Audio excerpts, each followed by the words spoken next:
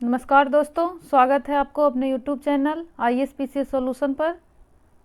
हम लोग आज 11वीं BPSC का कंप्लीट सॉल्यूशन देखेंगे। ये आपका 11वीं BPSC का सेट नंबर ये है ई है। टोटल 150 प्रश्न पूछे जाते हैं 2 घंटे में। इसमें 1/3 निगेटिव मार्किंग है।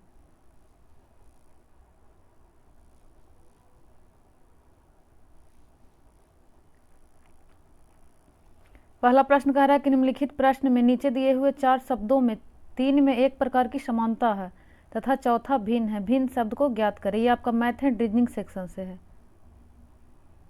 टोटल 10 प्रश्न पूछे जाते हैं मैथ रीजनिंग से। तो इसमें बताना है कि चौथा भिन्न है, वो भिन्न कौन सा है। तो पहला है सूक्ष्मदर्शी यंत्र, दूसरा है दूरबीन, सी में कह रहा है स्टेथोस्कोप, डी में है परिदर्शी तंत्र। तो सूक्ष्मदर्शी, दूरबीन और पारदर्शी तंत्र, ये सब इसको इंग्लिश में भी देख सकते हैं। जैसे माइक्रोस्कोप, टेलीस्कोप और पेरिस्कोप, तो ये सब दूर देखने वाला यंत्र है। इस सबसे दूर देखा जाता है या सूक्ष्म अध्ययन किया जाता है। जबकि स्टेथोस्कोप जो होता है ये आपका धड़कन ये सब मापा जाता है इससे। तो ये भिन्न है दोनों और अलग 4 से। तो इसका राइट आंसर आपका सी हो जाएगा। 2 नंबर कह रहा है कि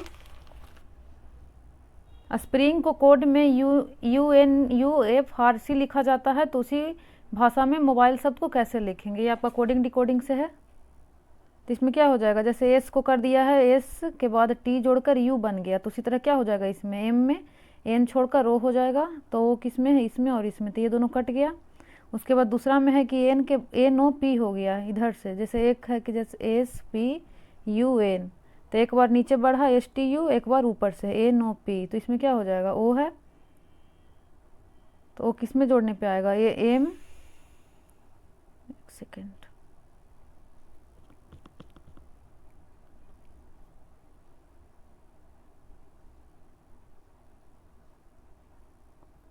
इसको ऐसे लिख कर भी बना सकते हैं, SPRING UNU, तो क्या हो जाएगा, एस के बाद TU हो गया, NOP है।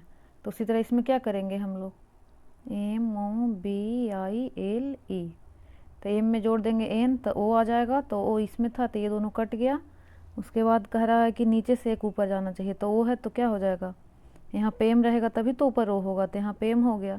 उसके बाद है आपका RSTU, 2 के बाद नीचे आया है, तो इसी तरह कर देंगे हम लोग BCDE, तो यानी कि OME आएगा सिर्फ इसी ऑप्शन में, तो ये भी कट जाएगा। ये हमारा राइट आंसर हो जाएगा।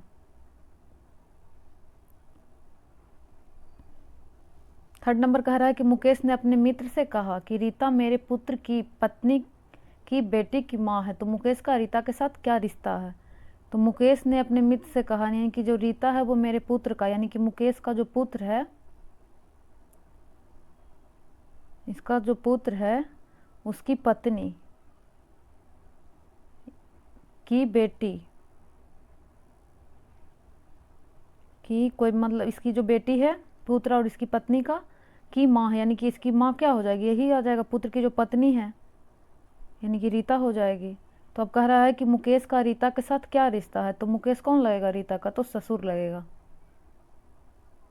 ये हो जाएगा आपका डी राइट आंसर। 4 में कह रहा है कि राम उत्तर दिशा में जाता है, नॉर्थ साउथ पता ही होगा, इसमें ऊपर नॉर्थ हो जाता है, साउथ ईस्ट और वेस्ट। तो कह रहा है कि राम उत्तर दिशा में जाता है, तो राम उत्तर दिशा में गया, ठीक है। फिर दाएं मुड़ता है, इधर दायां हो जाता है और इधर बायां हो जाता है, तो ये दायां मुड़ता है, राइट साइड। फिर दोबारा दाएं चलता है, इधर के बाद फिर दाएं चलेगा, इसका इधर दायां हो जाएगा। और अंत में बाएं चलता है, इस तरफ दायां होगा, इधर बायां, तो बायां चला। कह रहा है कि अब राम किस दिशा में जा रहा है, तो इधर किस दिशा हो जाएगा, इधर उत्तर हो जाएगा। राइट आंसर सी हो जाएगा। एक सेकेंड, इधर तो पूरब हो जाएगा ना, ये आपका ईस्ट में जा रहा है, तो यह इधर हो गया, ये यानी पूरब में जा रहा है, तो ये हमारा राइट आंसर होगा। 5 नंबर पे चलते हैं। कर अंग्रेजी वर्णमाला क्रम में लिखते हुए निम्नलिखित में से कौन सा नाम सबसे अंत में आएगा।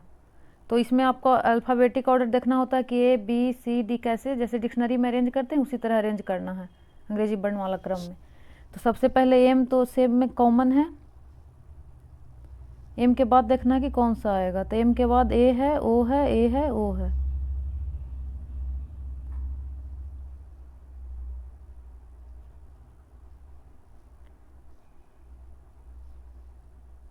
तो जिसमें ए पहले है वो पहले आएगा, तो ये दोनों पहले आ जाएगा। अब ये दोनों में देखना कि इसमें एच है, इसमें भी एच है, उसके बाद ई आया है, तो ई सबसे पहले हो जाएगा, उसके बाद आई वाला होगा, तो 2 हो गया। ये में दोनों में ओ एच है, ओ एच है, तो इसमें भी ई आया है, इस ई के बाद ए आई आता है ना, E F G H I, तो सबसे पहले ई आएगा, तो ये 3rd नंबर पे आ जाएगा और ये 4th नंबर पे आ जाएगा अगर क्रम में करना रहता। तो पूछ रहा है कि सबसे अंत में कौन सा आएगा, तो सबसे अंत में 4 वाला आएगा, तो बी हो जाएगा इसका राइट आंसर। 6 नंबर कह रहा है कि 39 विद्यार्थियों की कक्षा में, नेक्स्ट कह रहा है कि 39 विद्यार्थियों की कक्षा में नितिन जो है वो जोगेंद्र से 7 रैंक आगे है, तो क्या हो जाएगा, नितिन जोगेंद्र से, तो जोगेंद्र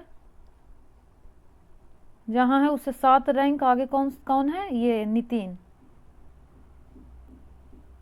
7 प्लस है। कह रहा है कि जोगेंद्र का रैंक अंतिम से 17वां है, तो अंतिम से 17वां पे ये है, तो नितिन कितना पे हो जाएगा, 17 + 7, 7 7 24।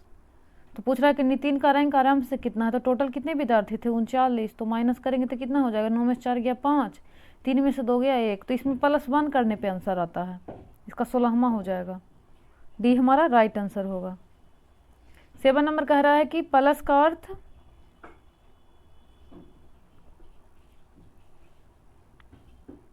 इसमें जो दिया हुआ है उसको चेंज करके बनाना होता है, तो जैसे डायरेक्ट प्रश्न पे आ जाएगा, जैसे माइनस है तो क्या हो जाएगा 175, माइनस के स्थान पे क्या हो जाएगा, माइनस का अर्थ भागा है, तो भागा हो जाएगा 25, या फिर इसको ऐसे भी लिख सकते हैं 175 भागा 25, भागा का मतलब क्या हो जाएगा +5, उसके बाद है प्लस, तो प्लस का अर्थ है गुना, तो गुना,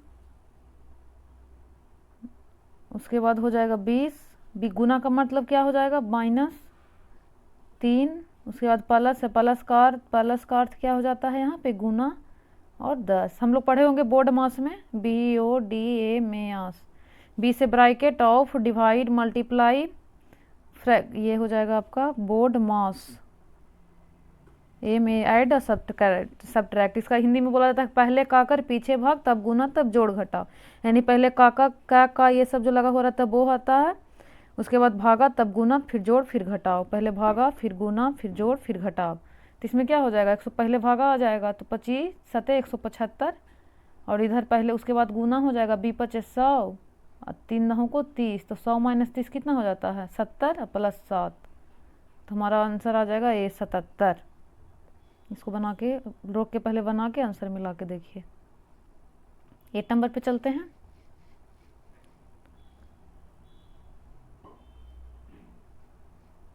इसमें कह रहा है कि राहुल की आयु सीमा से 3 गुनी है, यानी कि राहुल है और इधर सीमा है, तो इसका आयु कितना हो जाएगा 3 गुना, अगर सीमा x है तो ये हो जाएगा 3x, ठीक है। अब कह रहा है कि 4 वर्ष पूर्व, यानी कि अभी 3x है तो 4 वर्ष पूर्व -4 लक्ष्मी की आयु राहुल से दुगनी थी।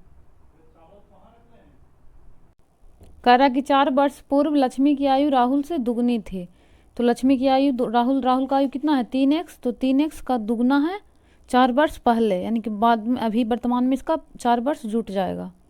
आगे कह रहा है कि अगले 4 वर्षों में राहुल 31 वर्ष का हो जाएगा, तो मान लिया जाए कि अभी 3x है, तो जब अगला 4 वर्ष में कितना का हो जाएगा 31 वर्ष का, तो वर्तमान में इसका एज क्या हो जाएगा 3x बराबर 31 में से 4 गया 28, 11 में से 4 गया 27, तो x बराबर आपका आ गया 9। 9 किसका, x किसका था मानते, ये सीमा का आयु है x, तो इसका राहुल का कितना हो जाएगा 9 × 27, तो पूछ रहा था इसका 9 हो गया, 9 9 तीनों में है तो ये बस कटा है। अब कह रहा है कि सीमा और लक्ष्मी की आयु पूछ रहा है ना, तो सीमा का तो हो गया आपका 9 और लक्ष्मी का निकालना है, तो राहुल का कितना आ गया 27, तो कह रहा था कि 27 या 54 अगले 4 वर्षों में राहुल 31 वर्ष का हो जाएगा। कह रहा 4 वर्ष पूर्व लक्ष्मी की आयु राहुल से दुगनी थी, तो 4 वर्ष पूर्व राहुल इससे दुगनी थी, तभी 27 का है, तो कितना हो जाएगा उसका 4 वर्ष पूर्व 27 - 4, तो उस समय 23 का रहा होगा, तो उसका आयु दुगनी थी इससे, 23 दूनी 46 +4 यानी 50, यानी कि उसका लक्ष्मी का आयु वर्तमान में 50 वर्ष है। तो राइट आंसर क्या हो जाएगा डी हो जाएगा। इसको ध्यान से देखिए एक बार फिर से, कह रहा है कि राहुल की आयु सीमा से तिगुनी है, ठीक है। 4 वर्ष पूर्व लक्ष्मी की आयु राहुल से दुगनी थी, अगले 4 वर्ष में राहुल 31 वर्ष का हो जाएगा। तो जब 3x है वर्तमान में, तो 4 जब जोड़ेंगे तो 31 हो जाएगा। तो जब इधर इसको माइनस करेंगे तो 27 आ जाएगा। जब भागा देंगे तो x बराबर 9, तो x सीमा का आ गया और इसका राहुल का हो जाएगा 9 तिया 27। ठीक है, कह रहा है कि 4 वर्ष पूर्व लक्ष्मी की आयु राहुल से दुगनी थी। तो 31 माइनस जब 4 करेंगे तो आ जाएगा आपका 27 माइनस 4 करेंगे तो कितना आ जाएगा 23। तो 23 4 वर्ष पूर्व लक्ष्मी का इसका दुगना थी, यानी कि 46 था। तो 4 वर्ष बाद वर्तमान में कितना हो जाएगा 50 हो जाएगा। यही था आंसर इसका, 9 और 50। 9 नंबर चलते हैं। ये बहुत बार रिपीट किया है, 67 में भी पूछा था, 68 69 2 बार ये क्वेश्चन पूछा है। इसमें आपका बन जाता है जैसे 28 है इस तरफ 7 है, तो इसको भागा दीजिएगा तो 4 आएगा। तो 4 5 बीच वाला आ जाएगा 20। उसी तरह इसमें क्या करना होता है कि 84 12 से भागा देंगे तो 12 7 84 और 7 5 35। उसी तरह इसमें करेंगे कि 45/9, तो 5 आया तो 5 25। तो फुलफिल कर रहा है। दोनों को इस तरफ से इधर को भागा दे करके 5 से गुना करना है। 84/12 7 5 5, 45/9 9 5 25, ये 9 5 से कटेगा 5 25 7 7 28 4 5 20। तो क्या हो जाएगा इसका, हो जाएगा राइट आंसर बी 35। 10 नंबर कह रहा है कोड दिए हुए है, इसमें बहुत सिंपल होता है, ये हर बार एक पूछता है। तो इसमें क्या करना है, जैसे रीमेन का बनाना है। तो आर का क्या कोड है, आर का 8 है, तो 8 देख लीजिए किस में है, इसमें और इसमें, तो ये दोनों कट गया। अब है ई का, तो ई का कोड क्या हो जाएगा, यहाँ पे ई है, यहाँ पे @ है, तो ई @ हो जाएगा, तो डी हमारा राइट आंसर हो जाएगा। नेक्स्ट पे चलते हैं। अब यहाँ से आपका करेंट आ गया। इसमें कह रहा है कि 38वीं राष्ट्रीय जूनियर एथलेटिक्स चैंपियनशिप 2025 में बिहार के खिलाड़ियों ने कितने कांस्य पदक जीते। तो ये क्वेश्चन ही गलत था। 38वीं 2025 में नहीं हुआ था, ये 2023 ये सब में हुआ था, तो इसलिए इसको डिलीट कर दिया गया था। इससे ये समझ लेना है कि जैसे अगर 38वीं राष्ट्रीय हुआ है या फिर खेल से प्रश्न पूछ सकता है बीपीएससी, आगामी 72वीं बीपीएससी हो या फिर एईडीओ हो, TRE4 हो, किसी भी एग्जाम में, उसके लिए हम लोग थीम भी एनालिसिस करते जाएंगे। जैसे सेकंड में कह रहा है 12 में कि कोसी मेची लिंक परियोजना से बिहार के कौन कौन से जिलों को लाभ होगा।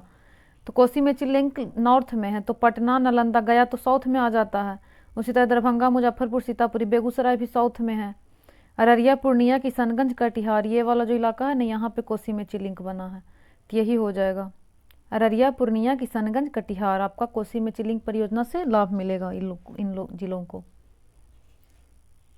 13 नंबर पे चलते हैं।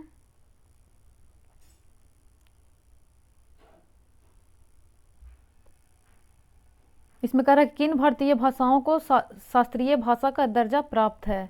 ये करेंट का प्रश्न है, क्योंकि इस बार 5 भाषा जुड़ा था। पहले से कितने भाषा थे 6, और इस बार 5 जुड़ा था, तो कि टोटल अभी वर्तमान में 11 भाषाएं हैं। इसमें तेलुगु भी है, मराठी भी है, बंगाली भी है, तो 1 से अधिक हो जाएगा। पहले से 6 कौन कौन सा था, तो इसमें आ जाएगा आपका कन्नड़, तेलुगु,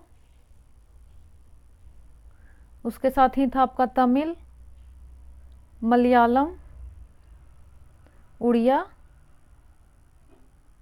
और संस्कृत। ये भी पूछ सकता है, ये पहले से 6 थे। वर्तमान में ये भी पूछ सकता है कि अभी वर्तमान में 5 भाषाओं में कौन कौन जुड़े हैं। तो इस बार 2 गो पास से था, पाली, प्राकृत, उसके बाद था असमिया, बंगाली, इधर नॉर्थ ईस्ट में आ जाएगा तो असमिया, बंगाली और एक मराठी जुड़ा था। तो 6 5 टोटल अभी वर्तमान में 11 भाषाएं हैं। इसमें तेलुगु, मराठी, बंगाली तीनों को मिला था, तो 1 से अधिक हो जाएगा। 14 में कह रहा है कि नागी पक्षी अभ्यारण्य स्थल को महत्वपूर्ण पक्षी और जैव विविधता क्षेत्र के रूप में किस संगठन ने मान्यता दी है। UNESCO, world wild life fund, world life international या 1 से अधिक। इसको मिला था आपका वर्ल्ड लाइफ इंटरनेशनल द्वारा मान्यता। 50 नंबर कह रहा है कि राष्ट्रीय पंचायती राज दिवस 2025 का आयोजन कहाँ किया गया था। तो ये किया गया था मधुबनी में, आपका 24 अप्रैल को मनाया जाता है ना। पहलगाम आतंकी हमला जो हुआ था उसके बाद 24 अप्रैल को प्रधानमंत्री मोदी मधुबनी में ही संबोधित किए थे ऑपरेशन सिंदूर के लिए। तो ये हो जाएगा आपका मधुबनी। 16 है कि लूनर ट्रेल ब्लेजर मिशन का मुख्य उद्देश्य क्या है। तो इसका मुख्य उद्देश्य था कि चंद्रमा की सतह पर जल का पता लगाना और उसका मानचित्रण करना। ये हो जाएगा।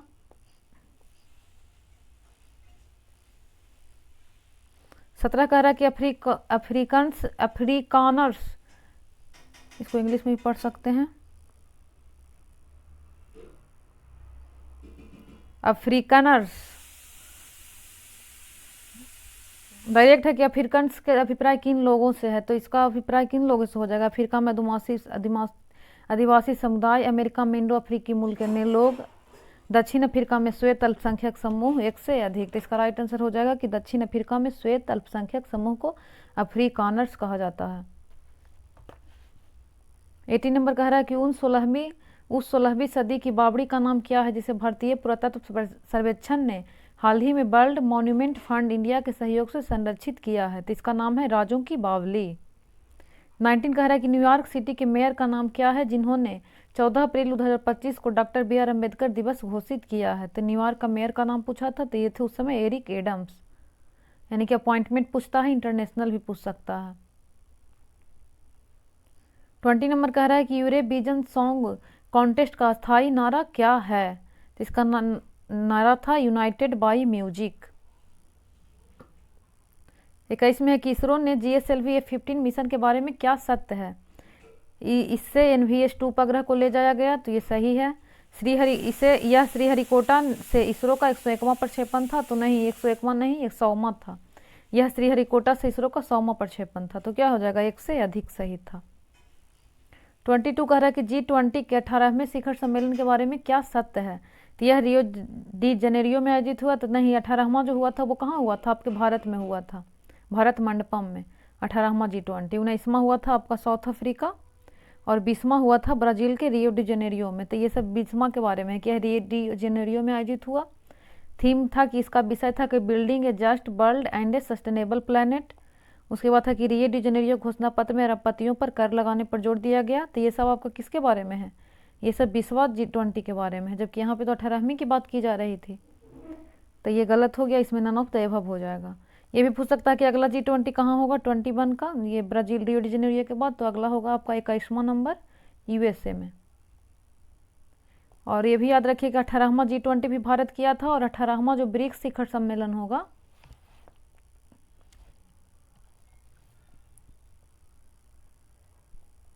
इसको भी भारत ऑर्गेनाइज करेगा 2026 में। नेक्स्ट पे चलते हैं 23 पे। इसमें कह रहा है कि 2024 में बाकू में आयोजित संयुक्त राष्ट्र जलवायु सम्मेलन में किस समझौते पर सहमति बनी। तो इसमें बना था कि विकसित देशों ने 2035 तक प्रति वर्ष कम से कम $300 बिलियन देने की अपील की है। इसका राइट आंसर सी हो जाएगा। कह रहा है 24 नंबर की 2024 में साहित्य का नोबेल पुरस्कार प्राप्त करने वाली हांगकांग की उपन्यास द वेजिटेरियन को कौन सा अन्य प्रतिष्ठित पुरस्कार प्राप्त हुआ था। तो इसको मिला था इंटरनेशनल बुकर पुरस्कार। यानी कि एक क्वेश्चन पुरस्कार ये सबसे दे रहा है, इंटरनेशनल बुकर, ये आपका हो जाएगा बुकर। एक होता है मैन बुकर, ये सबसे भी पूछता है BPSC, बानू मुश्ताक वाले भी पूछा था पिछले बार। 25 कह रहा है कि निम्नलिखित में से नेपाल के किस ग्लेशियर को मई 2025 में मृत घोषित किया गया। तो ये किया गया था याला ग्लेशियर को।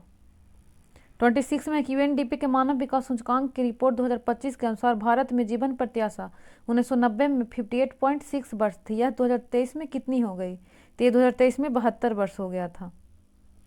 27 है कि फरवरी 2025 में AI एक्शन समिट किस शहर में आयोजित हुआ था। तो ये हुआ था फ्रांस के पेरिस में। 28 है कि 96वां अकादमी पुरस्कार एम्मा स्टोन को किस फिल्म में मुख्य भूमिका के लिए ऑस्कर मिला है। तो ये मिला है पुअर थिंग्स के लिए। अगला कह रहा है कि किस गुजराती फिल्म ने 17वें राष्ट्रीय फिल्म पुरस्कार में राष्ट्रीय सामाजिक और पर्यावरणीय मूल्यों को बढ़ावा देने के लिए सर्वश्रेष्ठ फीचर फिल्म का पुरस्कार जीता है। तो इसका नाम है कच्छ एक्सप्रेस। ऐसे भी इसका ट्रिक लगा सकते हैं, जैसे कच्छ एक्सप्रेस, कच्छ कहाँ पड़ता है, तो गुजरात में कच्छ की खाड़ी, तो वहाँ का ही फिल्म है कच्छ एक्सप्रेस, गुजराती फिल्म। कह रहा 30 नंबर की निम्नलिखित में से किस व्यक्ति या संगठन को 2024 का रेमन मैग्सेस पुरस्कार प्राप्त हुआ। तो इसका राइट आंसर डी हो जाएगा। मियाँ जी के हयाको को भी मिला है, रूरल डॉक्टर्स मूवमेंट को भी, और फ्रुत्सो कर्मा, तीनों को मिला है। तो एक से अधिक हो जाएगा। 31 कह रहा है कि आकाश तीर के बारे में कौन सा कथन सही है। पहला कह रहा है कि आकाश तीर भारतीय सेना की एयर डिफेंस प्रणाली का मूल है, ये तो सही है। यह भारत की व्यापक C4ISR प्रणाली को सहजता से एकीकृत करता है। यह निष्क्रिय रक्षा से सक्रिय प्रतिकार के रणनीति बदलाव को दर्शाता है। तो सारा सही है। ये सब आपका साइंस एंड टेक से है, करेंट से। तो इसका हो जाएगा 1 से अधिक। नेक्स्ट 32 कह रहा है कि निम्नलिखित में से कौन सा रक्षा प्लेटफॉर्म मेक इन इंडिया पहल के तहत भारत की स्वदेशी सैन्य प्रणाली का हिस्सा है। इसका क्या हो जाएगा। एक में कह रहा है कि F-35 लाइटिंग 2 मुख्य युद्धक टैंक MBT अर्जुन। सी में है उन्नत टोप्ड आर्टिलरी गन सिस्टम और 1 से अधिक कह रहा है। तो क्या हो जाएगा, मेक इन इंडिया के तहत भारत में स्वदेशी सैन्य प्रणाली का हिस्सा है। तो F-35 तो नहीं है, ये किसका है, F-35 USA का हमेशा चर्चा में बना रहता है। उसके बाद है MBT अर्जुन, तो ये तो भारत का है, मेक इन इंडिया के तहत स्वदेशी सैन्य प्रणाली। और ये ATA-GS भी है, उन्नत टोल्ड आर्टिलरी गन सिस्टम, ये भी भारत का है। तो क्या हो जाएगा, 1 से अधिक। 33 कह रहा है कि कौन सा दिन होलोकॉस्ट मेमोरियल डे के रूप में मनाया जाता है। तो ये मनाया जाता है आपका 27 जनवरी को।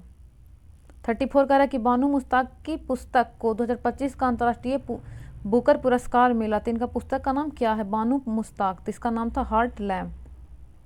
35 है कि सिंधु जल संधि के अनुसार 3 पूर्वी नदियों भारत को आवंटित की गई है, निम्नलिखित में से कौन सी उनमें शामिल नहीं है। तो ये हो जाएगा आपका झेलम उसमें शामिल नहीं है, ये हमारा राइट आंसर है।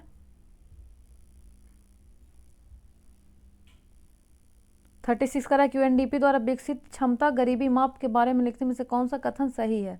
तीसरा हो जाएगा, पहला कह रहा है कि CPM में स्वास्थ्य और पोषण की कमी के प्रतिनिधि के रूप में बाल कुपोषण को शामिल किया गया है, तो सही है। नेक्स्ट कह रहा है कि शिक्षा और ज्ञान के अभाव को दर्शाने के लिए महिला निरक्षरता को शामिल किया गया है, तो ये भी सही है। 3 में है कि पुरुष निरक्षरता को क्षमता गरीबी का एक प्रमुख संकेतक मानता है, तो ऐसा नहीं है। इसमें कह रहा है कि 4 में कि इसमें क्षमता गरीबी के एक महत्वपूर्ण संकेतक के रूप में स्वच्छ पेयजल तक पहुंच की कमी शामिल है, तो ये भी सही नहीं है। इसमें सिर्फ 1 और 2 को शामिल किया गया है। 37 कह रहा है कि निम्नलिखित में से कौन सी वस्तु या वस्तुएं अप्रैल से सितंबर 2024-25 के दौरान भारत के निर्यात की शीर्ष 10 प्रमुख वस्तुओं में से नहीं है। तो पेट्रोलियम उत्पाद तो था, लौह और इस्पात भी है, जबकि बासमती चावल नहीं है, तो राइट आंसर सी हो जाएगा। 38 पे चलते हैं। इसमें कह रहा है कि भारत वन स्थिति रिपोर्ट 2023 के अनुसार, यानी फॉरेस्ट रिपोर्ट से प्रश्न पूछ रहा है, तो क्या सही है या गलत है। तो इसमें हो जाता है कि सबसे अधिक वृक्षावरण महाराष्ट्र राज्य में पाया जाता है, उसके बाद राजस्थान और यूपी के स्थान है।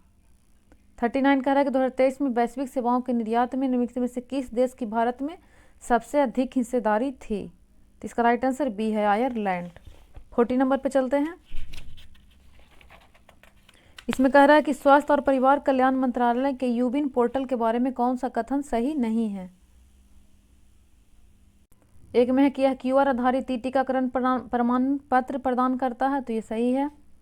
यह माता पिता और बच्चों के लिए आयुष्मान भारत स्वास्थ्य खाते के निर्माण की सुविधा प्रदान करता है, तो ये भी सही है। पोर्टल 11 क्षेत्रीय भाषाओं में उपलब्ध है, तो ये भी सही है। तो क्या हो जाएगा, नन ऑफ द अबव, कोई भी सही नहीं है, यानी सारा सही है। आज यहीं तक। 41 में कह रहा है कि किस संगठन ने संयुक्त रूप से आवास और शहरी मामलों के मंत्रालय मिनिस्ट्री ऑफ HUA के साथ राष्ट्रीय शहरी नवाचार स्टैक डिजिटल ब्लूप्रिंट विकसित किया है। पहला में इलेक्ट्रॉनिक्स और IT मंत्रालय, राष्ट्रीय शहरी मामले संस्थान और नीति आयोग, या 1 से अधिक। तो किस संगठन ने संयुक्त रूप से आवास और शहरी मामलों के मंत्रालय के साथ राष्ट्रीय शहरी नवाचार स्टैक डिजिटल ब्लूप्रिंट विकसित किया है। तो ये मंत्रालय है इसका राष्ट्रीय शहरी मामले संस्थान। राइट आंसर हमारा बी हो जाएगा। नेक्स्ट कर रहा है 42 में कि 31 अक्टूबर 2024 का तक भारतमाला परियोजना के तहत किस राज्य में सबसे अधिक निर्मित सड़क की लंबाई थी। तो इसका राइट आंसर है ए, राजस्थान। यानी किसी भी प्रश्न पूछ रहा है कि भारतमाला परियोजना सड़क की लंबाई कितनी है, थीम पे गौर कीजिएगा कि कौन सा थीम पे BPSC पूछ रही है।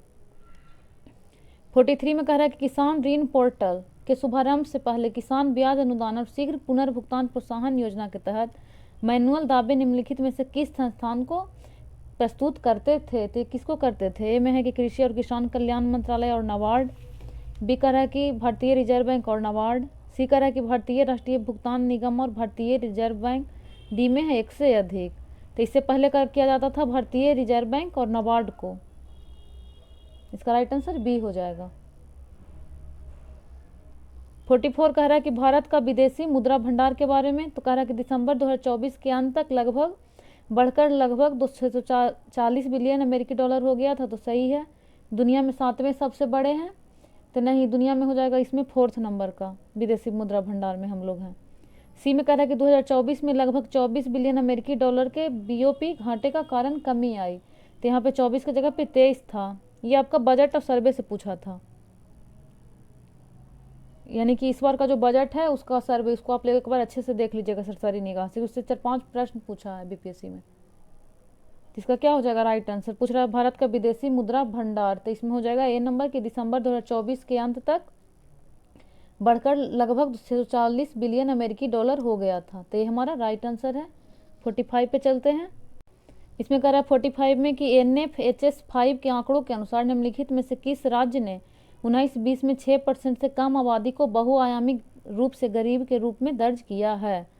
तो इसमें पहले तो आंसर दे दिया था 1 से अधिक, लेकिन बाद में इसको हिमाचल प्रदेश कर दिया था, क्योंकि इसमें राज्य की बात की जा रही थी, किस राज्य ने तो कम आबादी को बहुआयामी रूप से गरीब के रूप में दर्ज किया है, तो ये हिमाचल प्रदेश इसका आंसर था। यानी कि इससे हमको ये समझ में आ रहा है कि NFHS का आंकड़ा को हम लोग को देख लेना है एक बार।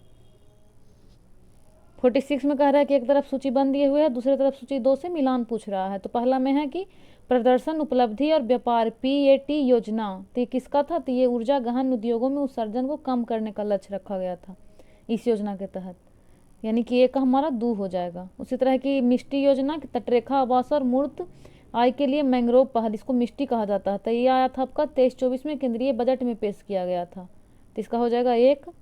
पर्यावरण के लिए जीवन शैली लाइफ पहल, तो ये कब आया था, तो COP 26 में लॉन्च किया गया था, तो इसका 4 हो गया। बच गया हमारा एक 3 की राष्ट्रीय स्वच्छ वायु कार्यक्रम, तो ये आपका है राष्ट्रीय स्तर की रणनीति के रूप में 2019 में लॉन्च किया गया, तो 2, 1, 4, 3 हमारा सी राइट आंसर है।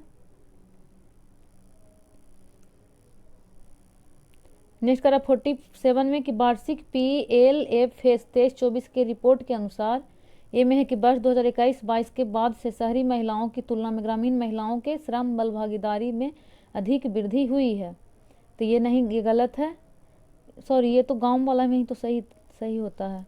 कह रहा है कि वर्ष 2021-22 के बाद से शहरी महिलाओं की तुलना में जो ग्रामीण महिलाएं के श्रम बल भागीदारी दर में अधिक वृद्धि हुई है, तो जो गांव में महिलाएं हैं जो कृषि कार्य में लगी हुई है उसमें अधिक वृद्धि हुई है, तो इसी कारण ये सही है कि वर्ष 21 के बाद से शहरी महिलाओं की तुलना में जो ग्रामीण महिलाएं के श्रम बल भागीदारी दर यानी लेबर फोर्स पार्टिसिपेशन रेट में अधिक वृद्धि हुई है।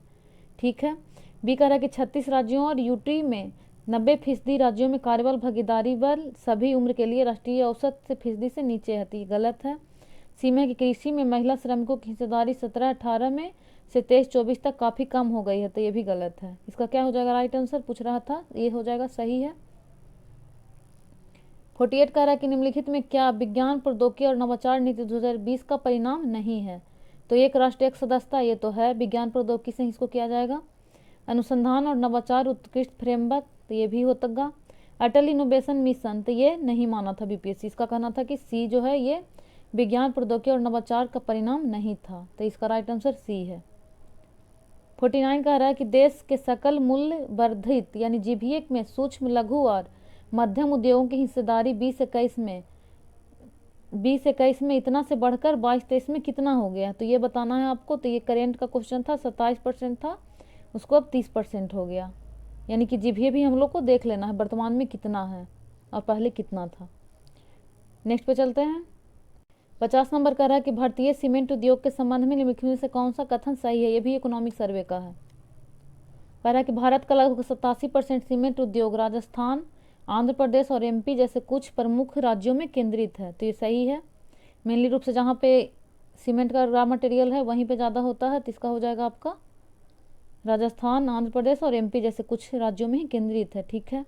नेक्स्ट कह रहा है कि भारत दुनिया में सीमेंट का सबसे बड़ा उत्पादक है, तो नहीं, इस बार सर्वे के अनुसार पिछले बार का था 2nd नंबर पे सीमेंट में। इसमें दिया हुआ रहता है सर्वे में कि किस किस में भारत का कौन सा रैंक है, उसको एक बार देख लीजिएगा। 3rd में कह रहा है कि भारत में अधिकांश सीमेंट संयंत्र कच्चे माल के स्रोतों से दूर और निर्यात का समर्थन करने के लिए बंदरगाहों के पास स्थित है, तो ऐसा कुछ नहीं है, तो क्या हो जाएगा इसमें, पूछ रहा है कौन सा कथन सही है, तो एक सही है, तो यानी ये हमारा राइट आंसर हो जाएगा।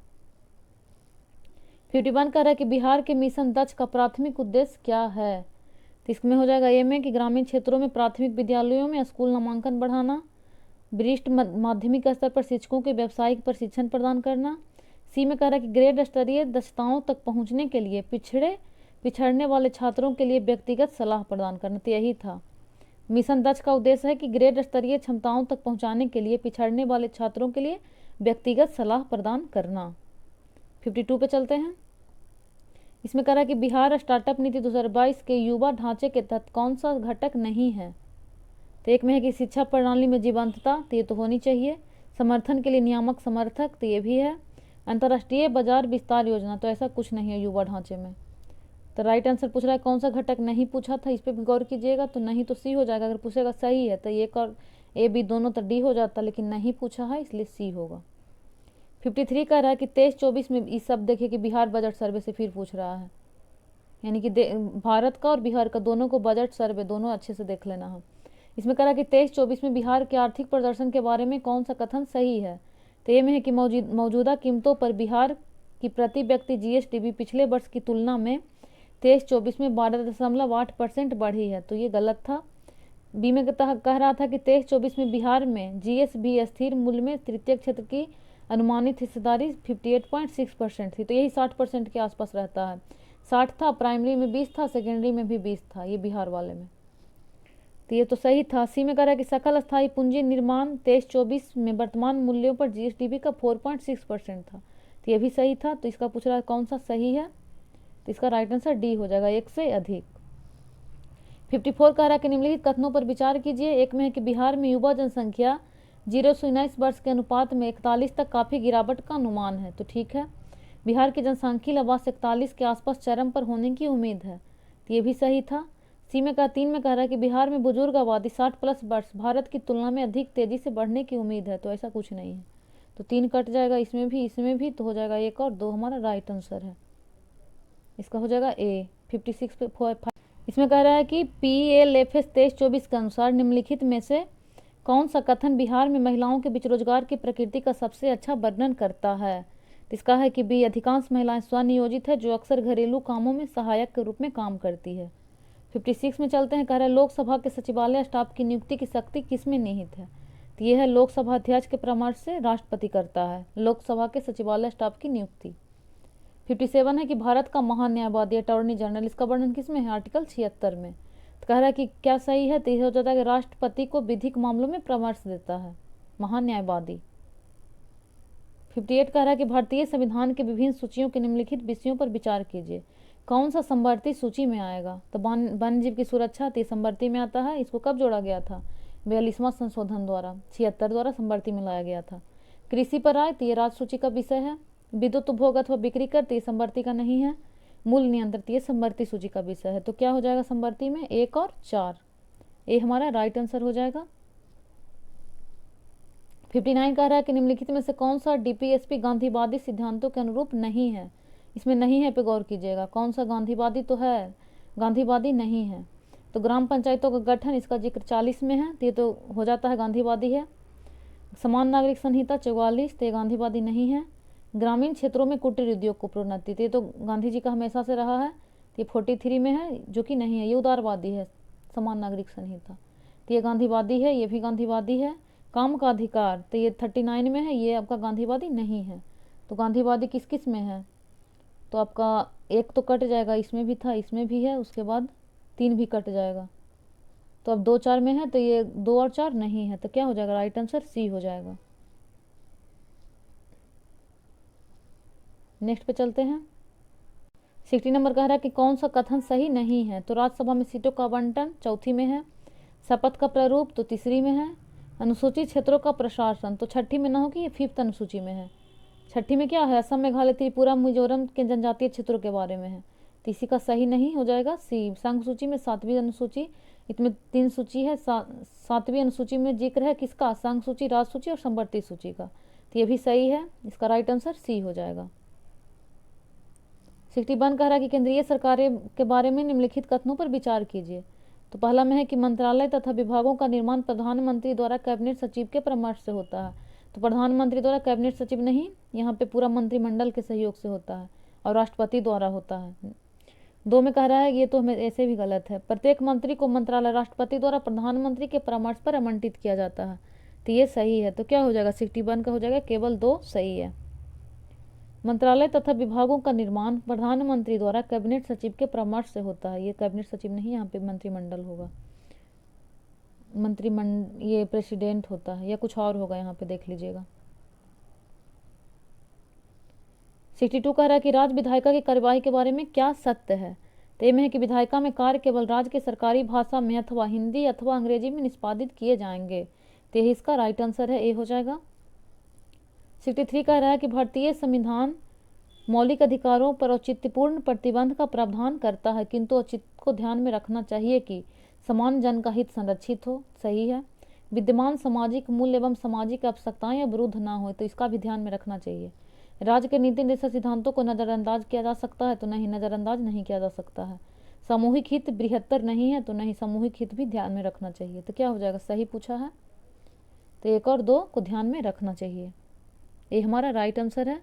पहले इसका बीपीएससी डी माना था, लेकिन बाद में इसको सुधार कर ए किया है। 64 कह रहा है कि निम्नलिखित में से कौन सा वित्त आयोग के सदस्य के लिए आवश्यक अर्हताओं का निर्धारण करता है। तो कौन करता है, तो संसद विधि द्वारा करता है, तो सी हो जाएगा। 65 कह रहा है कि निम्नलिखित कथन पर विचार कीजिए, तो संसद को आहूत करने का अर्थ दीक्षांत है, तो ये गलत है। स्थगन से सत्रावसान होता है। विघटन सदन को समाप्त करता है। स्थगन सदन के नेता द्वारा अकेले किया जा सकता है। तो इसका राइट आंसर कौन सा सही नहीं है पूछा है, तो इसका दिया था 4, केवल 4। ये एक भी गलत है, ये दोनों तो सही है, इसका भी गलत था, लेकिन इसका इंग्लिश में सही दे दिया था, इसलिए इसको मान लिया है केवल 4। और 1 और 4 ऑप्शन में भी नहीं है एक साथ, इसलिए इसका 4 दे दिया है। क्योंकि सदन का आहूत करने का अर्थ दीक्षांत नहीं है, अंत करने का अर्थ दीक्षांत होता है, लेकिन इंग्लिश में इसका ट्रांसलेशन कुछ अलग था। इसका आंसर बीपीएससी डी माना है। 66 पे चलते हैं। कह रहा कि पंचायतों की वित्तीय स्थिति की समीक्षा के लिए कौन अधिकृत है। ए में मुख्यमंत्री, ब्लॉक समिति का अध्यक्ष, जिला परिषद का अध्यक्ष, डी में कह रहा राज्यपाल द्वारा गठित वित्त आयोग। तो यही होता है 243 आई के तहत इसका निर्माण किया जाता है। और पंचायत की शक्ति के बारे में किसमें जिक्र है, तो इसमें 29 विषय का जिक्र है आपका 243 जी में। ये 66 बीपीएससी में पूछा था, 243 जी याद रखिएगा। जबकि राज्यपाल द्वारा गठित वित्त आयोग का चर्चा है 247 आई, यही अधिकृत है। 67 कह रहा है कि सरकार द्वारा घोषित आत्मनिर्भर भारत योजना सहयोग करती है, तो भारत की निर्माण क्षमता वृद्धि तथा उद्योगों से निर्यात में, तो सही है। घरेलू उत्पादन में विदेशी निवेश को प्रोत्साहित करने में, तो ये भी सही है। तो क्या हो जाएगा, 1 और 2 दोनों सही है। 68 कह रहा है कि पंचायती राज का मुख्य उद्देश्य है, तो इसका है कि जनता को विकास के प्रशासन में प्रतिभाग करने योग्य बनाना, डी हो जाएगा।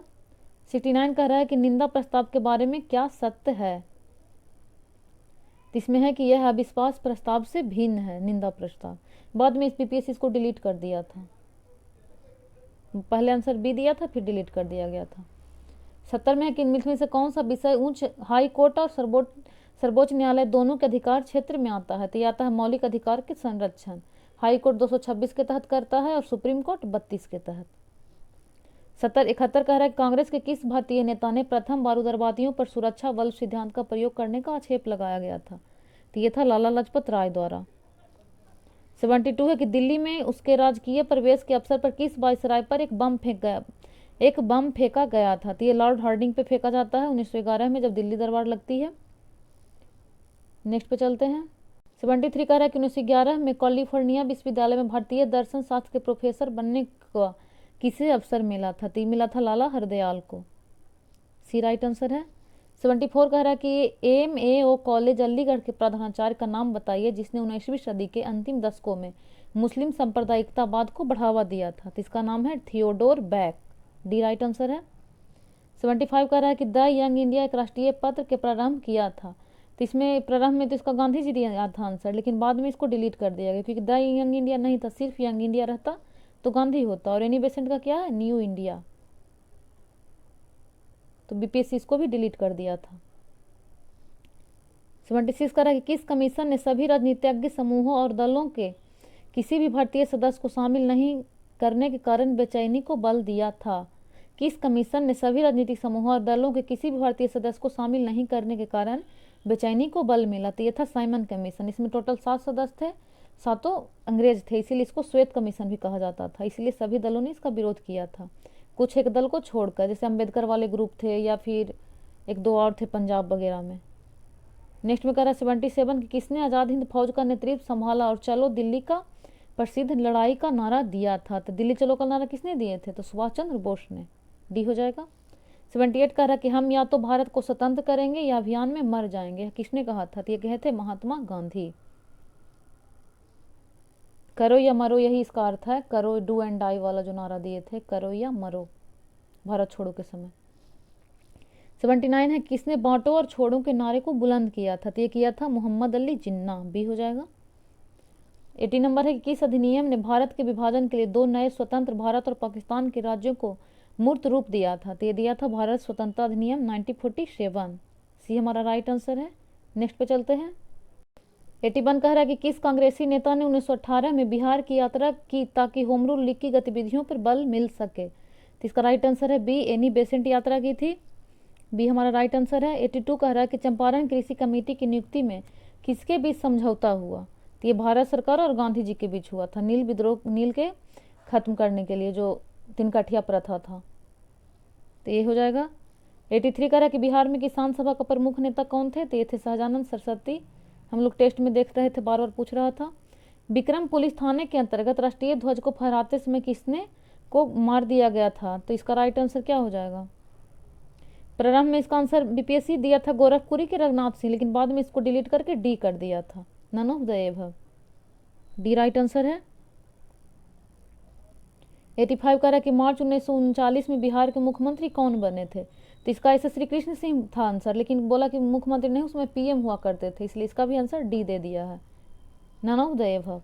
बाद में चेंज कर दिया गया था बीपीएससी, 5 क्वेश्चन डिलीट किया था 71 में, सेकेंड बार जब दिया था तो 5 क्वेश्चन डिलीट कर दिया और 5 का आंसर चेंज कर दिया था, इसलिए बहुत सारे बच्चे इससे प्रभावित हुए थे। 86 में कह रहा है कि सूची 1 और सूची 2 को मिलान करना है। तो पहला में है कर्ण सुवर्णा, प्राग ज्योतिष, गिरनार और प्रतिष्ठान। तो कर्ण सुवर्ण क्या है? तो ये आपका हो जाएगा ए का। 3 है पश्चिम बंगाल। प्राग ज्योतिष ये असम में पड़ता है, तो इसका 4 हो जाएगा। गिरनार कहाँ पड़ता है? तो ये गुजरात में पड़ता है। और प्रतिष्ठान महाराष्ट्र में पड़ता है। तो क्या हो जाएगा? 3 4 2 1 किसमें है? तो ये हमारा बी हो जाएगा, 3 4 2 1। 87 कह रहा है कि कौन सा ऋग वैदिक युग से संबंधित नहीं है? तो घोषा है, अपाला है, विश्वारा है, गार्गी नहीं है। तो बी राइट आंसर है। 88 पे चलते हैं। कह रहा है सूचीबद्ध सूची 2 से मिलाना है घटना स्थल और संबंधित व्यक्ति। तो चोल संगम झील का संबंध किससे है? तो इसका संबंध है आपका राजेंद्र प्रथम से। चोल वंश का शासक था राजेंद्र प्रथम। नेक्स्ट कह रहा है कि धर्म महामात्रा की नियुक्ति, ये का क्या हो जाएगा? 3 हो जाएगा। ये अशोक का किया था धर्म महामात्रा की नियुक्ति। ये आपका कितना धर्म का विचार दिया था? शायद 4 में था, धर्म की जगह भेरी घोषित में था, उसके पहले 5 में होगा। अशोक का जो 13 अभिलेख है उसी में से एक में है जिक्र धर्म महामात्रा की नियुक्ति का। तो इसका 4 हो गया। प्रयाग की सभा, तो ये हर्षवर्धन के समय हुई थी, तो इसका 2 हो जाएगा। और सुदर्शन झील का निर्माण चंद्रगुप्त मौर्य करवाया था, तो 1 हो गया। तो क्या हो जाएगा? 3 4 2 1, ये हमारा राइट आंसर है। 89 कह रहा है कि निम्नलिखित शासकों में से किसने सबसे अधिक समय तक शासन किया? तो ये किया था आपका बहलोल लोदी। शासक में पूछेगा तो बहलोल लोदी होगा। जैसे इसका ऐसे ठीक क्या था, तुगलक सखी। तो अगर वंश का क्रम पूछे तो सबसे ज्यादा तुगलक किया था, फिर गुलाम, फिर लोदी, फिर सैयद, फिर खिलजी। सबसे ज्यादा तुगलक था, सबसे कम खिलजी था। लेकिन अगर शासक में पूछे सबसे ज्यादा किसका था, तो बहलोल लोदी का था। नेक्स्ट पे चलते हैं। 90 नंबर कह रहा है कि प्राचीन भारत के निम्नलिखित राजवंशों पर विचार कीजिए। तो इसको क्रम में अरेंज करना है। तो सबसे पहले क्या हो जाएगा? मौर्य, फिर सूंग, फिर कण्व, फिर सातवाहन, तब कुषाण आता है। हिंद यूनान शक पल्लव कुषाण। तो सबसे पहले मौर्य हो जाएगा, उसके बाद मौर्य के बाद सूंग, फिर कण्व, फिर आ जाएगा आपका कुषाण। तो 2 1 4 3 ये हमारा राइट आंसर है। इसका ट्रिक हम लोग पढ़े थे हसीन मौ सुक्सा में। हसीन मौ सुक्सा। सबसे पहले हरियक, शिशुनाग, नंद, मौ से मौर्य, शूंग, कण्व, सातवाहन। उसके बाद पढ़े होंगे हिंद यूनान शक पल्लव कुषाण। हिंद यूनान शक पल्लव कुषाण, तो यही हो जाएगा। इसका क्या हो जाएगा राइट आंसर? इसका तो ये था, हम लोग देख चुके हैं। 91 कह रहा है कि कौन सी तुलसीदास द्वारा रचित नहीं है। तो इसमें गीतावली है, विनय पत्रिका भी है, साहित्य लहरी नहीं है, किसका है? सूरदास का है। ये कवितावली भी है तुलसीदास का। इनका ट्रिक क्या है हम लोग देखे थे टेस्ट में, कह दो विराम, कह दो विराम। तो क से क्या हो जाएगा? कवितावली, ह से हनुमान चालीसा, 2 से दोहावली, बी से विनय पत्रिका, राम से रामचरित मानस। इसको आप लोग नोट कर लीजिएगा। नेक्स्ट पे चलते हैं। 92 में कह रहा है एक तरफ सूची बंद, दूसरी तरफ सूची 2 से मिलान करना है। एक में है इमारत बनाने वाला या बनवाने वाला। तो है कि काबुली बाग मस्जिद, तो इसका निर्माण कौन करवाया था? तो ये करवाया था बाबर। तो 1 का 4 हो जाएगा। 2.5 दिन का झोपड़ा, तो ये कुतुबुद्दीन ऐबक बनवाया था, तो 1 हो जाएगा। इलाहाबाद का किला, तो ये बनवाया था अकबर, 3 हो जाएगा। एतमाउद्दौला का मकबरा, तो ये नूरजहां बनवाई थी, इसके पिताजी का मकबरा था। तो क्या हो जाएगा? 4 1 3 2। तो यार राइट आंसर हमारा ए है। एक तरफ व्यक्ति है, दूसरे तरफ संबंधित कौन रहे थे? पूछ रहा था कौन सा सुमेलित नहीं है। तो एक में है जेम्स अगस्टस हिकी, तो कोलकाता का क्रॉनिकल, तो ये संबंधित नहीं है। दयानंद सरस्वती सत्यार्थ प्रकाश, तो सही है। रामास्वामी नायकर जस्टिस पासी, ये भी संबंधित है। ज्योतिबा फुले सत्यशोधक समाज, तो ये भी सही है। तो नहीं पूछा था, तो ए हो जाएगा। 94 कह रहा है सूची 1 और सूची 2 में मिलान करना है। तो एक तरफ पिता है, दूसरी तरफ पुत्र है। तो एक में है बाबर, बाबर किसका पिता था? तो इसका हो जाएगा कामरान का, तो 1 का 3 हो जाएगा। अकबर, अकबर का बेटा कौन था? तो इसमें हो जाएगा आपका सलीम, तो 1 हो गया। शाहजहां का पुत्र कौन था? तो इसका हो जाएगा आपका मुराद, 4 और 1 बच गया 2 खुसरो। जहांगीर का पुत्र का नाम था खुसरो। तो 3 1 4 2 हमारा राइट आंसर है।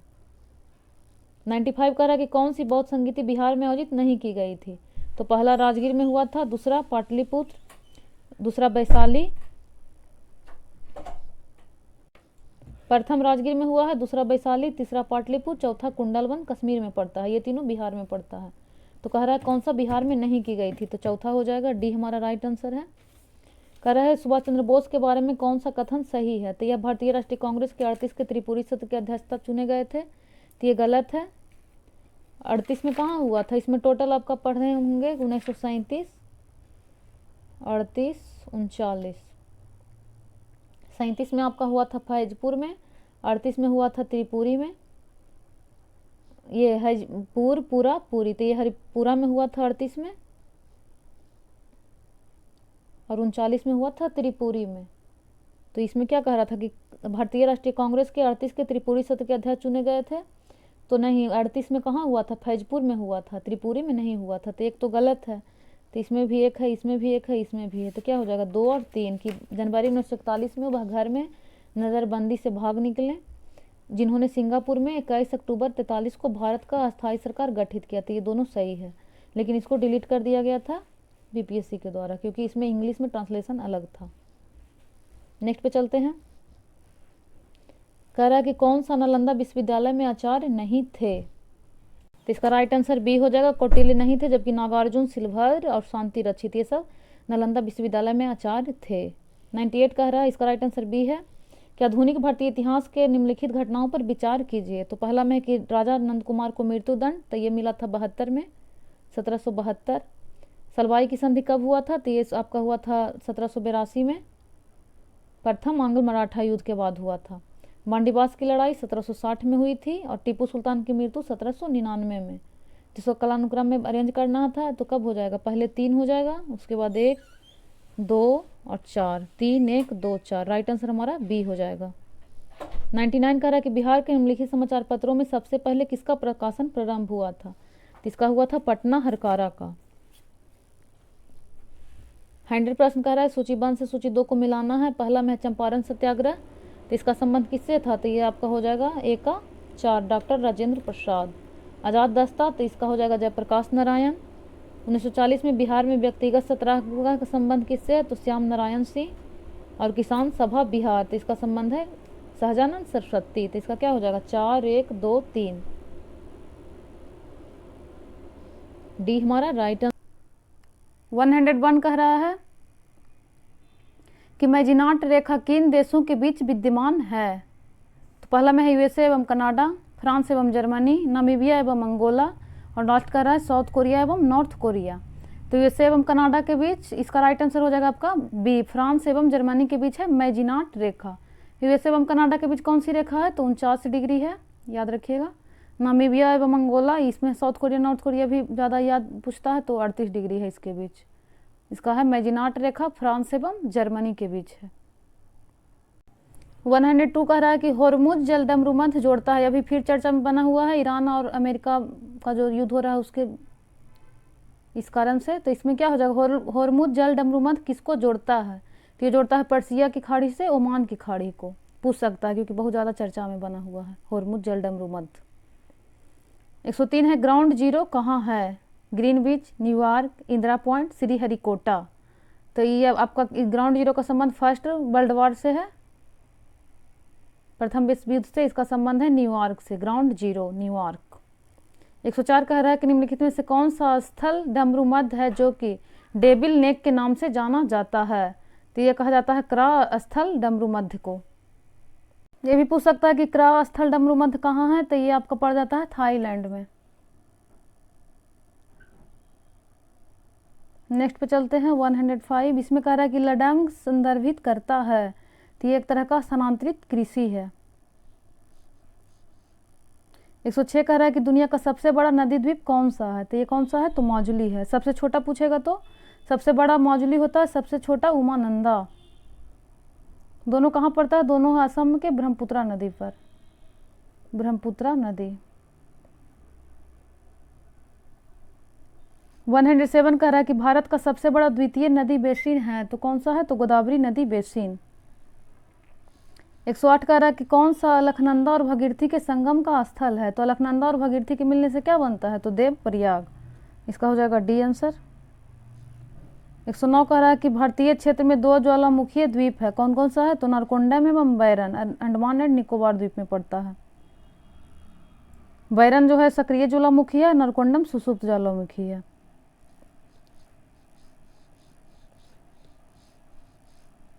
110 में कह रहा है कि मेरठ में किस आइटम की शिल्पकला की को जीआई टैग मिला है? तो किसको मिला है? तो कैंची को मिला है। राइट आंसर डी हो जाएगा। 111 कह रहा है कि भारत में समशीतोष्ण वन अनुसंधान केंद्र किस शहर में है? इसको याद रखिएगा, बहुत इंपॉर्टेंट है। ऐसे तो जनरली वन अनुसंधान कहाँ है? तो देहरादून में है, लेकिन समशीतोष्ण वन अनुसंधान पूछा था तो इसका राइट आंसर शिमला था, ए शिमला। 112 कह रहा है कि कान्हा नेशनल पार्क स्थित है, तो कान्हा कहाँ है? तो एमपी में है, सी हो जाएगा एमपी। लोकटक क्या है? तो लोकटक तो बहुत आसान था, लोकटक एक झील है, मणिपुर में पड़ता है।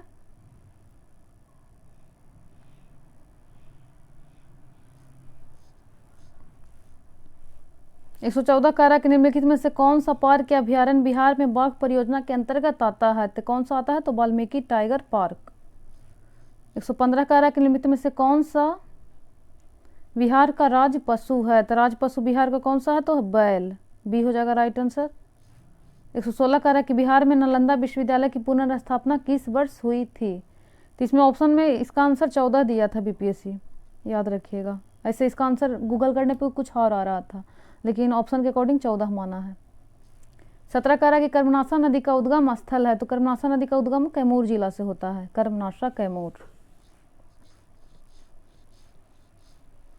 118 कह रहा है कि बिहार संपूर्ण भारत का कितना % पाइराइट उत्पादन करता है? तो पहले इसका 95% अर्सन दिया था, लेकिन उत्पादन नहीं है, इतना भंडारण है, तो उत्पादन दिया था इसलिए बाद में इसको बीपीएससी डिलीट कर दिया।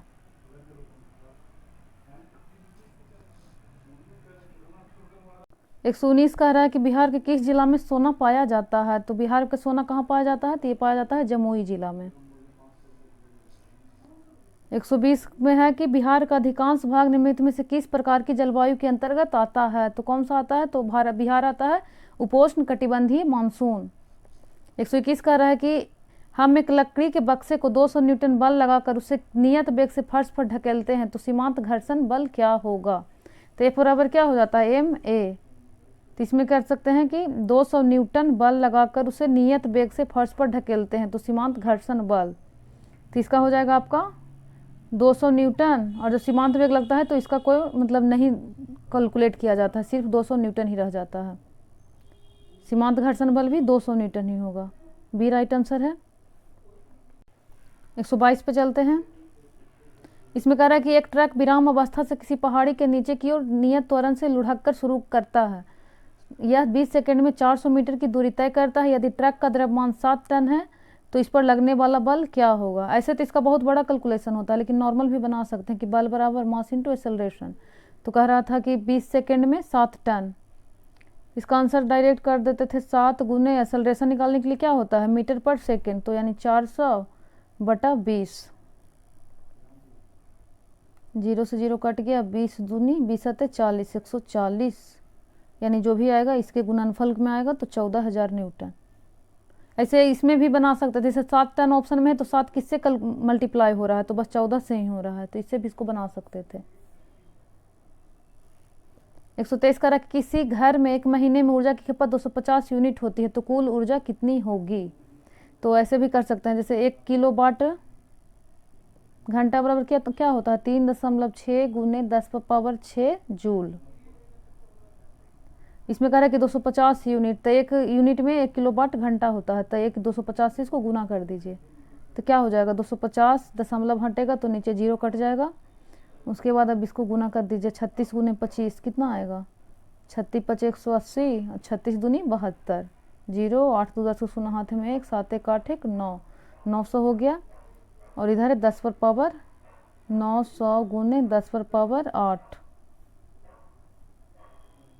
10 पर पावर 6 जूल था ना, तो फिर अब 2 जीरो इसमें ऐड हो जाएगा, 9 गुने 10 पर पावर 8 जूल। इसका राइट आंसर सी हो जाएगा, 9 गुने 10 पर पावर 8 जूल। वीडियो रोककर आप लोग इसको देख सकते हैं।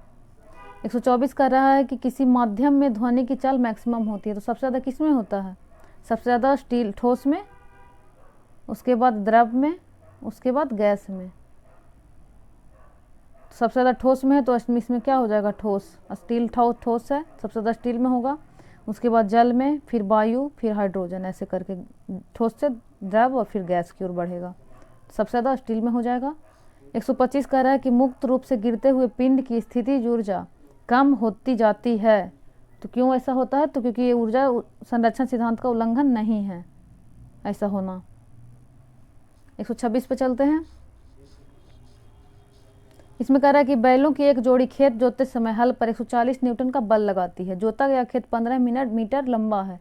खेत की लंबाई को जोतने में किया गया कार्य क्या होगा, तो डब्ल्यू बराबर क्या होता है एफ एस कॉस थीटा है सब, जिसमें एंगल दिया हुआ रहे उसमें, तो इसमें तो डायरेक्ट एफ एस ही है, तो क्या हो जाएगा फोर्स कितना है 140 न्यूटन, और डिस्टेंस कितना है एस से डिस्टेंस होता है 15 मीटर कर दीजिए इसको गुना, तो 14 गुने 15 करेंगे कितना हो जाएगा 14 × 5 = 70, 14 0 7 4 11 के हाथ में 1 210 और 1 0 बचा हुआ था 2100 जूल। राइट आंसर सी हो जाएगा। 127 कह रहा है कि समतल दर्पण की फोकस दूरी होती है, तो इसका फोकस दूरी अनंत होता है। नेक्स्ट है कि निम्नलिखित में से कौन सा पद विद्युत परिपथ में विद्युत शक्ति को निरूपित नहीं करता है, तो क्या हो जाएगा इसका राइट आंसर है आई आर स्क्वायर नहीं करता है, जबकि आई स्क्वायर आर वी आई ये सब करता है। 129 कह रहा है कि लघु पथन के समय परिपथ में विद्युत धारा का मान तो बहुत अधिक बढ़ जाता है, इसीलिए तो लघु पथन हो जाता है। इंग्लिश में इसको क्या कहते हैं कि शॉर्ट सर्किट के समय क्या होता है, तो विद्युत परिपथ में धारा का मान बहुत अधिक बढ़ जाता है। 130 कह रहा है कि उपकरणों को विद्युत आघात से बचाने वाली युक्ति है, तो क्या है, तो फ्यूज। 131 कह रहा है कि 0.1 NaCl समाधान का pH मान है लगभग, तो इसका 1 होता है। 132 कह रहा है कि नीचे से रात में चमकने वाले वर्णक के रूप में कौन सा यौगिक जाना जाता है, कौन सा ऑप्शन में है जो चमकने वाले वर्णक के रूप में जाना जाता है, तो इसका राइट आंसर है A uranium, europium, doped, strontium, aluminate, ये राइट आंसर होगा। 33 कह रहा है कि स्मार्ट फिल्म के लिए किस सामग्री का उपयोग किया जाता है, तो इसके लिए किया जाता है इंडियम टिन ऑक्साइड, ये राइट आंसर है। 34 में है कि कार्सिनोमा के उपचार के लिए किस धातु यौगिक का प्रयोग किया जाता है, तो इसके लिए उपयोग किया जाता है प्लेटिनम का।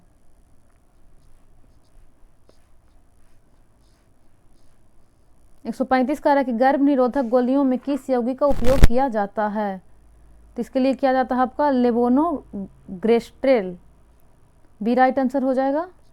36 कह रहा है कि तेल को गैल्वेनाइज्ड आयरन पॉट में क्यों नहीं रखा जाता है, तो पहला क्या है जहरीली यौगिक बनाता है, सही है। यह तेल की गुणवत्ता को कम करता है, जंग देखी जाती है, तो इसी कारण है कि सारा हो जाएगा कि नहीं, पेंट तेल को गैल्वेनाइज्ड आयरन पॉट में नहीं रखा जाता है, इसी कारण। यह जहरीला यौगिक बनाता है, यह तेल की गुणवत्ता को कम करता है और यह जंग देखी जाती है। 137 कह रहा है कि ऑक्टेन रेटिंग बढ़ाने के लिए किस यौगिक का उपयोग किया जाता है, तो इसके लिए यूज किया जाता है टेट्रा एथिल लेड का, सी हो जाएगा। 138 कह रहा है कि PHBV बायोडिग्रेडेबल पॉलीमर का पूर्ण रूप क्या होगा, तो इसका हो जाता है poly 3 hydroxy butyrate CO3 hydroxy valerate. 139 कह रहा है कि हार्मोन किसके द्वारा स्रावित होता है, तो हार्मोन स्रावित होता है अंतःस्रावी ग्रंथि से। इसका राइट आंसर डी दिया था BPSC। 140 कह रहा है कि निम्नलिखित में से कौन सा शब्द हर्पिस सिम्प्लेक्स वायरस और मानव के बीच की बातचीत को दर्शाता है, तो इसका राइट आंसर हो जाएगा आपका ए, परजीविता। इसको इंग्लिश में कहा जाता है पारासिटिज्म, ये राइट आंसर है। सॉरी, इसका आंसर पहले ए दिया था लेकिन बाद में काट कर BPSC डी दे दिया है, ऑफिशियल इसका डी होगा, एंडोपारासाइटिज्म, याद रखिएगा डी होगा इसका आंसर। पहले परजीविता दूसरा दिया था, फिर बाद में चेंज करके डी दिया है नेक्स्ट वाले में। 141 कह रहा है कि संक्रमण के जवाब में बनने वाली पहली एम्ब्रियोनोग्लोबिन की श्रेणी कौन सी है, तो इसमें क्या हो जाएगा, इसका राइट आंसर है CIGM। 142 पे चलते हैं। कह रहा है कि जैविक झिल्ली बायोलॉजिकल मेम्ब्रेन्स किससे बनी होती है, तो इसका राइट आंसर ये हो जाएगा कि लिपिड और प्रोटीन के विभिन्न संयोजन जो प्रत्येक प्रजाति कोशिका प्रकार और अंग के लिए विशिष्ट होते हैं। नेक्स्ट पे चलते हैं। 143 कह रहा है कि निम्नलिखित में से कौन सा एक नॉन सेंस कोडन है, तो इसका क्या हो जाएगा, ये UAA को कहा जाता है नॉन सेंस कोडन। 144 कह रहा है कि विलुप्त होने के खतरे में पड़ी प्रजातियां कहलाती है, तो इसको कहा जाता है लुप्त प्राय, इंडेंजर्ड, इसको इंग्लिश में कहते हैं इंडेंजर्ड। 145 है कि कौन सी खरीफ फसल है, तो खरीफ में गन्ना हो जाएगा, जौ चना गेहूं ये सब रबी फसल है। नेक्स्ट कर रहा है 146 में कि पौधों में जाइलम निम्नलिखित कार्य के लिए जिम्मेदार हैं, तो इसका जाइलम का काम क्या होता है, तो पानी और घुले हुए खनिजों को परिवहन, जबकि जाइलम फ्लोएम क्या करता है, भोज्य पदार्थों का परिवहन करता है फ्लोएम। जाइलम है पानी और घुले हुए खनिजों का परिवहन। 147 कह रहा है कि पौधे के वर्गीकरण में संवहनी उत्के वैस्कुलर टिश्यू की विशेषताओं का उपयोग करने वाले पहले व्यक्ति कौन थे, तो इसका राइट आंसर है सी, AP डे कोंडोले। 148 कह रहा है कि आम में हम जो भाग खाते हैं वह है, तो हम लोग खाते हैं वो खाता है मध्य फल भित्ति, मेसोकार्प। 149 कह रहा है कि ओजोन दिवस कब मनाया जाता है, तो ये 16 सितंबर को मनाया जाता है, इसका थीम देख लीजिएगा। लास्ट क्वेश्चन कह रहा है कि माइकोराइजा संबंध में पौधे का लाभ है, तो इसका क्या हो जाता है, इसमें है कि खनिजों को बढ़ा हुआ अवशोषण और रोगों से सुरक्षा मिलता है। हम लोग का कंप्लीट हो गया 150 प्रश्न। मिलते हैं नेक्स्ट सेट में, धन्यवाद।